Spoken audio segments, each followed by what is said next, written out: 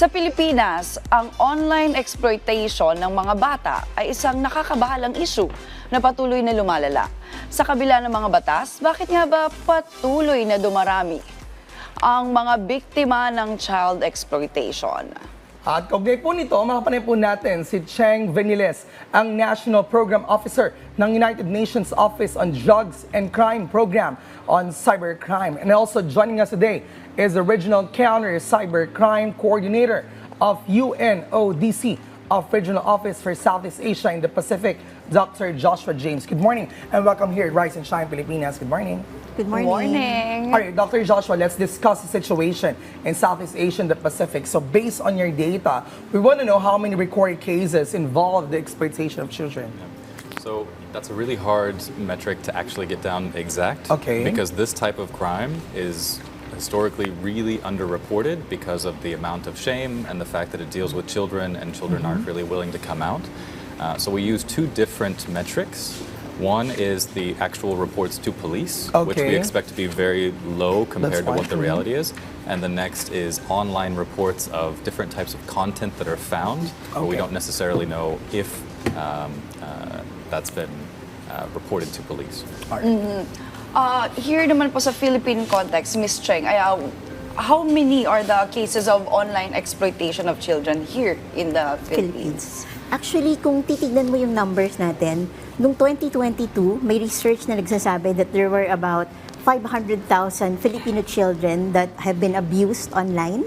Pero dun sa 500,000 na yon, since the law was enacted in 2022, yung RA 11930 on anti-online child sexual abuse and exploitation of children, ang datos po natin ay about 769 na yung kasong na-file.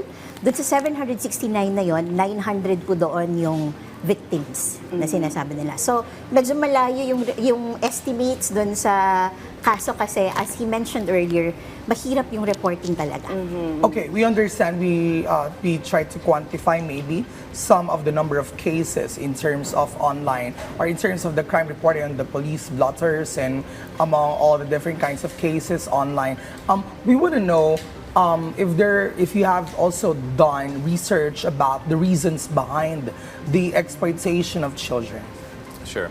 I mean, the exploitation of children is normally very opportunistic. Okay. Right? So first off, opportunity exists, and the internet and connectivity of the internet makes a lot more opportunities for people that are interested to attempt to reach out to children. So another statistic that we have is that we're seeing a lot more active engagement, people looking for children. This is also increasing every year, where children are having more access online. People are actually looking to engage with them where they're at. So for example, inside video games, inside chat rooms and things like that. In relation to that, what steps the UN is taking to combat this child exploitation? Well, the first definitely is awareness, making especially parents aware that their children could be targeted online and make sure that they know how to at least talk to their children about these things. And then, of course, we work very closely with law enforcement on how to do the investigations, how to find where people are trying to solicit children, for example, or convince them to interact with them. How about here in the Philippines? Because we understand that last year, even our President Bongbong Marcos, talagang sinabi niya zero tolerance approach when it comes to children exploitation. And ang pagkakalala ko din, former DILG Secretary Benar Abalos, isa din talaga siya nagsulong dito ng anti-online sexual abuse of exploitation of children or OSAEC, hindi po ba? Dito sa Pilipinas, ano yung mga measures pa na ginagawa ng ating gobyerno to address this issue, Ma'am Cheng? Actually, ang pinakamaganda dito is that the Philippines is one of the leaders in Southeast Asia in terms of addressing OSAEC, mainly because we have a very good law.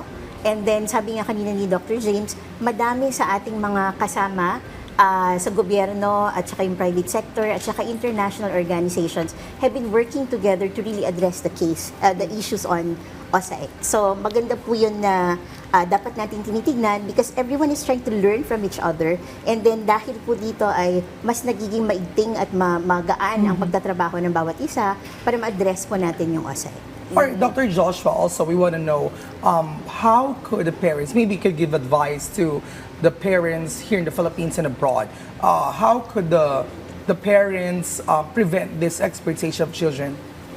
I mean, just realize that your children now have access to everyone in the world, Yes, right?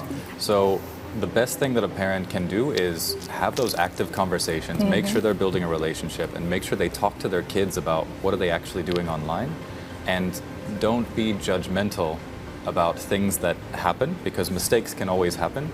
And if your children feel comfortable to come and speak to you, then whenever something bad happens, they can actually come to you rather than hiding it. Because hiding it is what makes the problem so much worse. Maybe because the parents should really feel what their children is, what situation or what is happening with their children as of the moment. Because I myself, I mean, not really myself, but I have some friends who are already parents, and their sons or daughters have experienced this.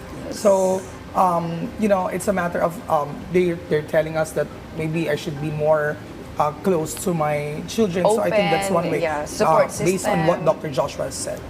All right, lastly, what message would you give to the public, especially to the parents and their children? Let's start, Pam.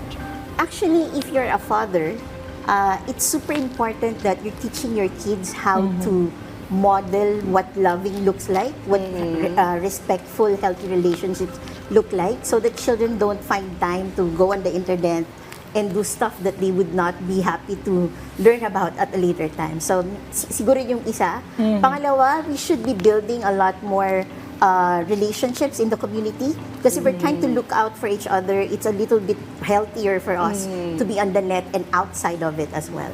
I know, It actually we can starts with the see the family. hotlines also online. Yes. I mean, dito sa ating visual, so that we can contact anytime if there are any cases of exploitation for children. So your advice as well. Yeah, so technology, it can bring us together, but it also does isolate us and Okay. kind of put us in our corners. So I would say spend more time with your kids and build that relationship. That is always going to make things better. On that note, thank you very much for your time once again, Cheng Veniles and Dr. Joshua James from the United Nations Office on Drugs and Crime. Salamat. Thank you po.